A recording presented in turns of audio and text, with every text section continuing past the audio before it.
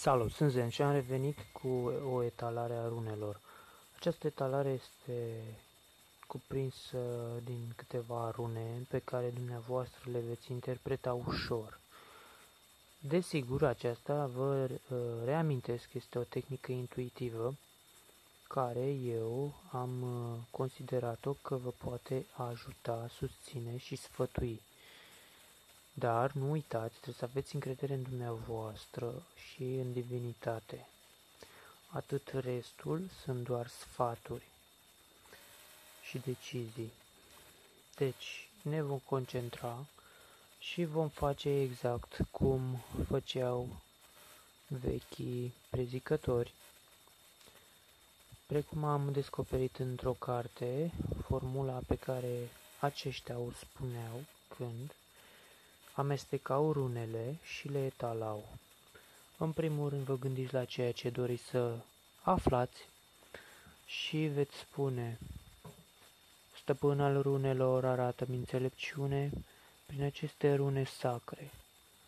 Freya, tu, arată-mi și tu o privire în viitor. Urd, Vertandi, Skuld. Vom alege 5 rune. 1, 2, 3, 4, 5. Desigur, aceste rune au în ele anumite sfaturi. Desigur, dumneavoastră veți alege unul din ele. Am 5 rune.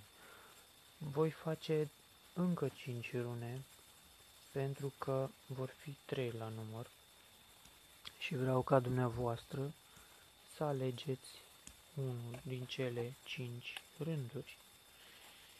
Pentru că nu toată lumea alege la fel și fiecare are o altă problemă financiară, personală, în orice domeniu doriți dumneavoastră să aflați.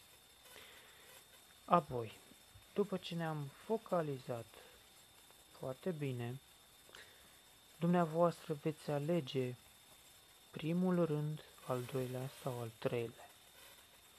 Iar eu acum voi începe și le voi interpreta. Avem a prima rună, a doua, a treia, a patra și a cincea.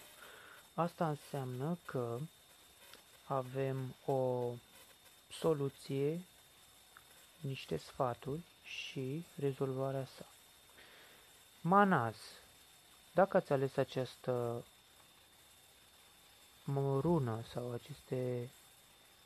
acest rând, primul rând, numărul 1, este legată de carieră și de oportunitățile dumneavoastră.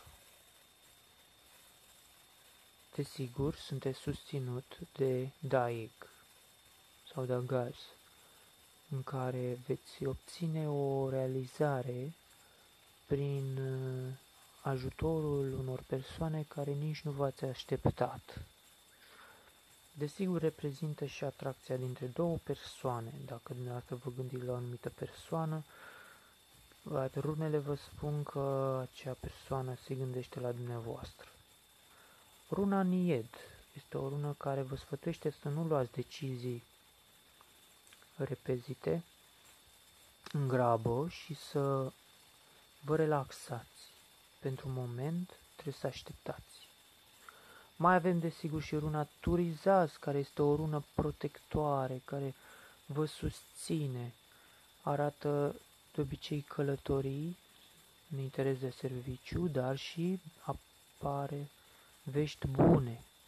Vor apărea vești bune de la diferiți prieteni sau cunoștințe. Reprezintă și forța interioară. Desigur, avem și runa Bercano, care reprezintă o rună pentru naștere, căsătorie, o împăcare între două persoane. Deci aceasta este răspunsul pentru prima etalare a runelor, primele de sus. Avem, desigur, a doua etalare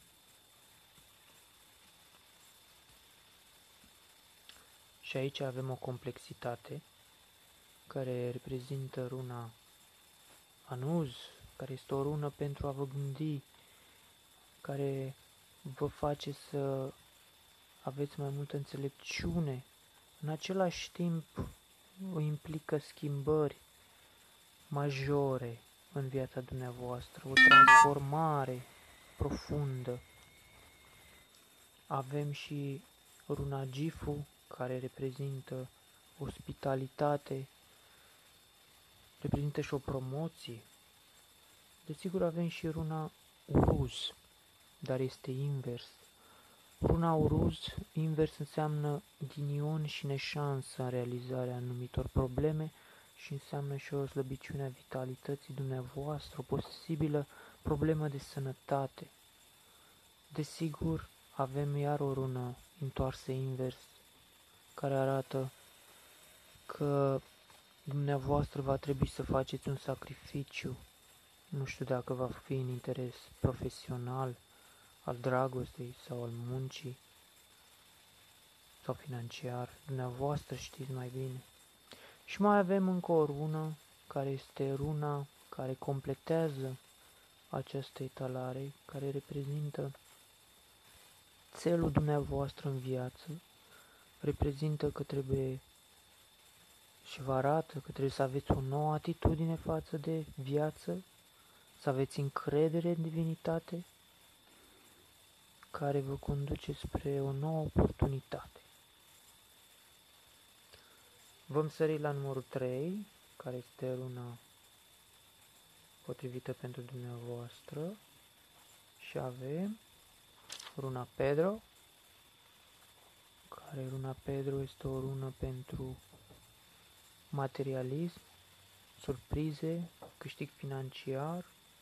Avem runa Laguz, care arată progresul, runa Jera, care arată un progres și un câștig financiar, runa Fehu pentru câștig financiar și bani, și avem pe Sigil pentru câștig financiar.